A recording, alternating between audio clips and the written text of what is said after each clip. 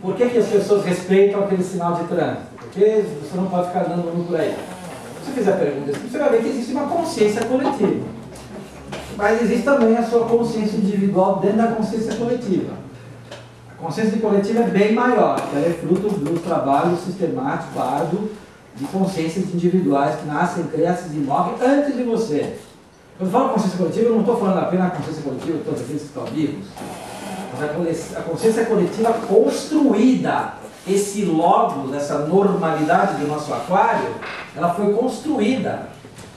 Porque dentro desse universo, ele não é um universo orgânico, é um universo vivo. Quem construiu uma ordem dentro dessa hipotética ordem da natureza? Quem sobrepôs essa outra ordem, senão o homem?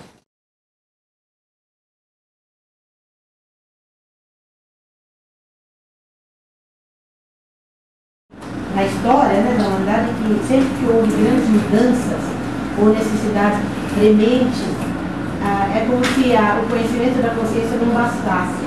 Então, vem de dimensões mais profundas numa manifestação do inconsciente coletivo. A gente tem que imaginar que a gente tem muitos registros, né? A humanidade, ela não é de hoje, ela é de muito tempo atrás.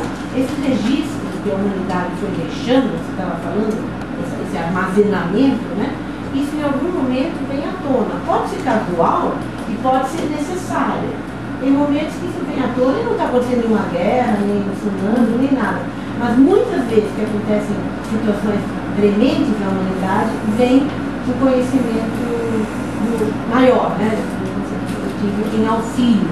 E também quando um artista, por exemplo, está lutando com a sua criação, e aquilo não se resolve, ele já aplica todas as técnicas, ele já fez todos os exercícios. Num dado momento, quando ele já está quase desistindo, vem algo de dentro dele e resolve o problema. Na ciência, a mesma coisa. A gente sabe pessoas físicos que resolveram problemas científicos sonhando a partir de uma solução que veio no sonho. Nossos ancestrais primeiro não entendiam que raio de negócio. O que é isso? Noites escuras, feras, né? De repente eles se viram num setting que eles começaram. O primeiro setting de filmagem era o medo, era baseado no medo. Tinha uma coisa tenebrosa. Nosso medo é ancestral. Nosso medo vem da pré-história, e não é dos dinossauros. Nós temos medos ancestrais. Aquele medo do escuro, a criança até tem medo do escuro. Ela não sabe, aquele medo do escuro é da noite primordial. Pense naquele homem olhando aquela noite ali, acordando e olhando para aquilo lá.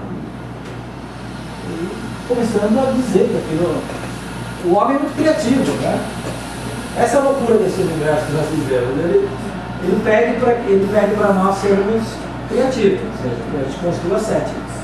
Isso aqui é um sistema redutor, onde a gente tenta explicar fenômenos. Também quero dizer também que a teoria do Jung, que eu adoro, é maravilhosa, mas também é uma redução, é um processo redutivo. Se o inconsciente é muito maior, é muito mais amplo, é bem mais antigo do que qualquer um de nós. Pode expressar, né? Ele não, a extensão do inconsciente sendo maior, qualquer atividade através da linguagem, através da ordem, da lógica, vai tornar-se uma finalidade redutora. Mas, além disso, né, quer dizer, nós temos essa ordem coletiva que a gente percebe através da moral, da ética, valores, leis. Falou em leis, falou em normas, nós estamos falando da ordem, ou seja, da operacionalização de uma ordem. A ordem se operacionaliza. Os braços operacionais de uma ordem, e quais são?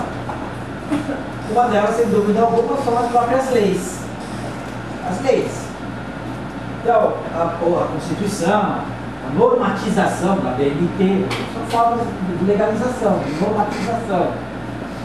A normatização, a generalização, ela tem uma dimensão coletiva. De alguma maneira, existem acordos sociais nesse estado que nós estamos, que é um estado social, coletivo. Isso aconteceu através do processo da educação, né, da família, das organizações religiosas, enfim, e como as coisas foram se organizando para que esse estado de vigília permitisse que nós andássemos pelas estradas, respeitássemos os sinais de trânsito, acessássemos as bibliotecas, usássemos a internet. Existe esse estado de vigília, essa dimensão coletiva, aonde nós estamos. O que nós estamos querendo mostrar é que essa dimensão coletiva é apenas uma pequena ilha, né? A consciência é uma pequena ilha. não são palavras minhas e não sou eu que inventei, mas eu acho uma imagem ótima. Para mim, do ponto de vista pictórico, imaginar que o inconsciente é o mar, que a consciência é uma ilha e que a razão é um farol, para mim resolve muito, em termos de imagem, como ela falou. Quer dizer, essa imagem mostra o quê? Mostra um lugar noturno, lunar, né? O livro se dedica muito a... Vou trazer alguns trechos para vocês que falam sobre a noite, sobre a lua, sobre essa noite escura, enfim, a noite iluminada pela lua, né? Momento lunar, né? E também fala na ideia do inconsciente coletivo e da consciência apenas como uma ilha. Cada cérebro que nasce, né, renasce de novo a memória do inconsciente coletivo das experiências vivenciadas de outras épocas, armazenadas. Né? A cada novo cérebro que nasce se renova, se atualiza o inconsciente coletivo. Né? Então as pessoas têm uma memória, não é a memória da consciência coletiva, é a memória do inconsciente coletivo, a memória ancestral.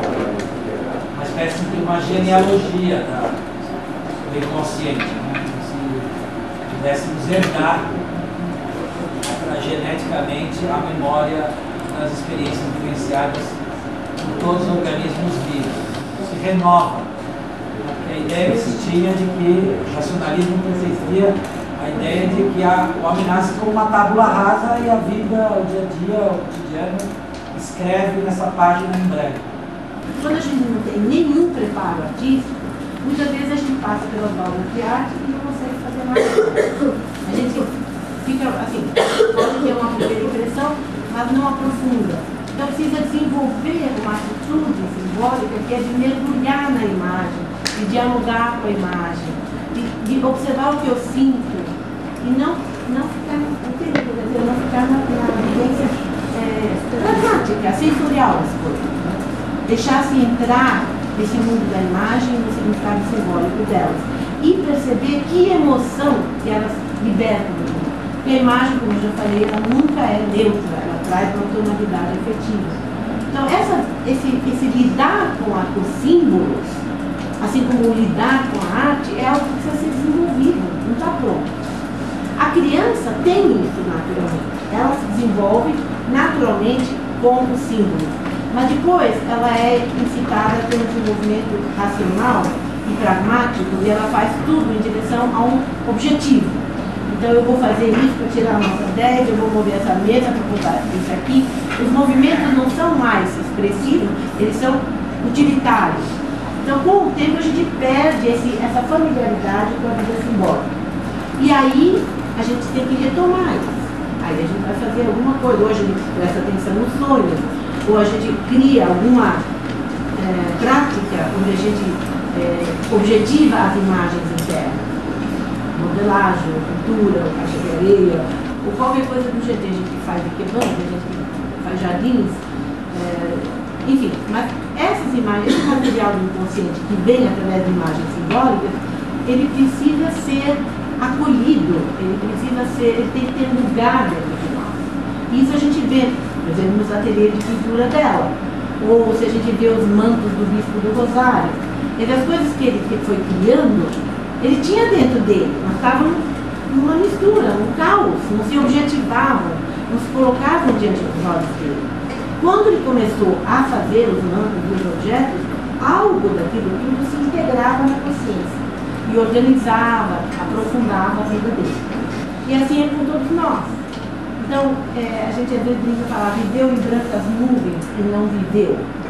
É porque a vida psíquica ela requer uma certa profundidade, requer uma certa paciência para decodificar da vida o que é meu e o que não é meu.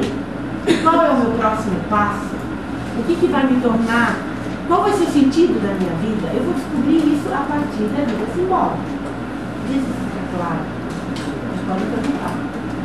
Mas ela fala desenvolver uma atitude simbólica, que é não de deixar tudo como está, mas de aprofundar e perceber a multiplicidade de significados que está diante de nós.